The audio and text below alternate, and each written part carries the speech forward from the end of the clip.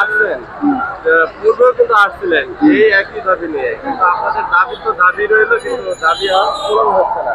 তো সেক্ষেত্রে এখন যে আজকে এখানে আসছেন, যে পরবর্তী আপনারা কি করবেন? আজকে আমরা এখানে আসছি, শুধু তা নয়, আমরা এর আগেও আসছি। আমরা একটা শান্তিমূলক মানববন্ধন করছিলাম। আমরা প্রায় দুপুর 3টা পর্যন্ত এখানে ছিলাম। থাকার পরে মহামান্য আইন উপদেষ্টা বিধান চন্দ্র রায় স্যার আমাদেরকে এই আশ্বাস দিয়েছে যে যাই হোক, তোমরা 6531 জন নিশ্চিন্ত, তোমরা আমাদের সন্তান তুল্য, তোমরা রাস্তায় থাকা মানে আমি রাস্তায় থাকা। আমরা স্যারের প্রতি সম্পূর্ণ সম্মান শ্রদ্ধা বজায় রেখে স্যারের কথা মেনে আমরা নিশ্চুপভাবে এখান থেকে সবাই যার যার বাসায় চলে গেছি।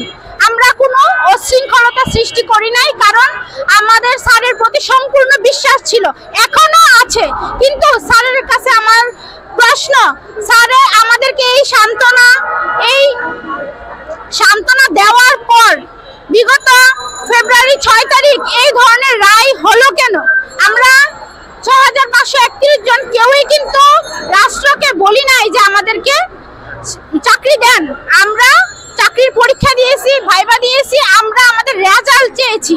আমরা বলি নাই আমাদের 6531 জনকে চাকরি দেন। রাষ্ট্রই আমাদেরকে চাকরিভুক্ত করেছে, রাষ্ট্রই আমাদেরকে সম্মান দিয়েছে, এবং আমরা সেই সম্মান পেয়ে প্রত্যেকটা ভাইয়া, প্রত্যেকটা আপু, সবাই যার যার পরিবারে, সমাজে, সবার পরিবার সমাজ জানে যে তারা চাকরি পেয়েছে, এবং তারা সেই অনুযায়ী আমাদেরকে সম্মান দিয়েছে, এবং এই সম্মান আমরা পেয়েছি রাষ্ট্রের কারণেই। কিন্তু রাষ্ট্রের কাছে আমার প্রশ্ন, আমরা তো সম্মান চাই নাই, ওনারা আমাদেরকে সম্মান দিয়ে এত বড় অসম্মানিত করলো কেন? আমরা কেন আজকে রাস্তায়? আমরা গত 6 তারিখ রায়ের দিন থেকে আজকে 3 দিন আমরা এখানে প্রেস ক্লাবের সামনে অবস্থান করতেছি। রাতে বোনেরা কার্টুনের উপরে শুচ্ছে। আমাদের সেফটি কি? আমরা কেন রাস্তায় থাকবো?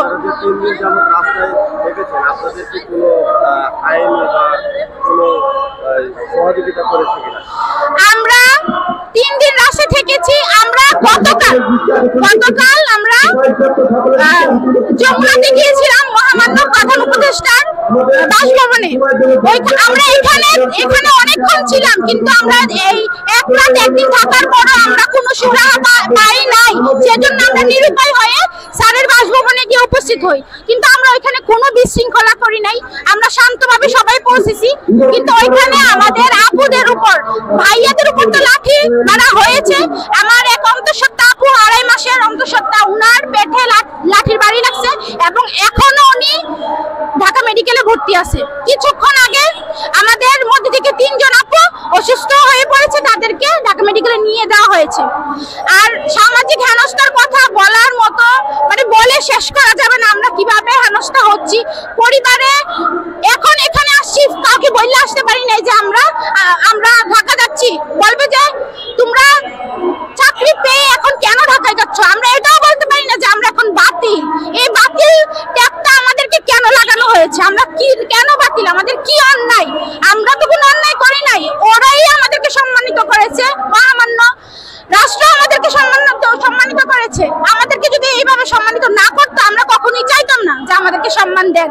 সম্মান না পাওয়া এক বিষয়, আর সম্মান পেয়ে অসম্মানিত হওয়া, এটার মতো অসম্মান আমার মনে হয় না যে আর কিছু হইতে পারে। সুতরাং এখন আমাদের দাবি, আমরা এখান থেকে আমাদের চাকরি নিশ্চিত করে বাসায় যাব, নয়তো আমরা এখানেই থাকবো, এখানেই অবস্থান করব। আমি মহামান্য প্রধান উপদেষ্টা স্যার, মহামান্য প্রধান আইনজীবী, বিচারপতি, ওনাদের কাছে সম্পূর্ণ সম্মান শ্রদ্ধা রেখে করজোড়ে ওনাদের কাছে বলছি, আমাদের একটাই আবেদন, আমাদের সম্মান আপনারা দিয়েছেন, আমাদের সম্মান আপনারা ফিরিয়ে দেন।